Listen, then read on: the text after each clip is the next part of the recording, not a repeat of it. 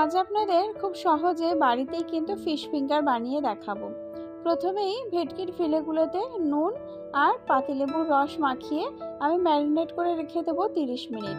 আরও কী লাগছে দেখুন, ধনে পাতা, পুদিনা পাতা, কাঁচা লঙ্কা, আদা, রসুন, ডিম আর ব্রেড ক্রাম্বস আর সামান্য কর্নফ্লাওয়ার। ঝাল কিন্তু অবশ্যই আপনারা আপনাদের স্বাদ মতন দেবেন। সমস্ত মশলা কিন্তু আমি পেস্ট করে নিয়েছি। এবার ম্যারিনেট করা ভেটকির ফিলের মধ্যে আবারও মশলাটা মাখিয়ে আমি 4 ঘন্টা ম্যারিনেট করে রেখে দিয়েছি। একটা পাত্রে ডিমটা ফাটিয়ে নিয়েছি। এবার সামান্য একটু কর্নফ্লাওয়ার দিয়ে আমি কিন্তু ভালো করে ফেটিয়ে নিয়েছি। এবার একটা প্লেটে সামান্য কর্নফ্লাওয়ারের মধ্যে একটা একটা করে কিন্তু ভেটকির ফিলেগুলো দিয়ে কর্নফ্লাওয়ারটা মাখিয়ে আবার ডিমের গোলায় চুবিয়ে ব্রেড ক্রাম্বসে কিন্তু কোট করে নিতে হবে। তো কোট করতে করতেই কিন্তু আমি এটাতে ফিঙ্গারের শেপ দিতে থাকবো।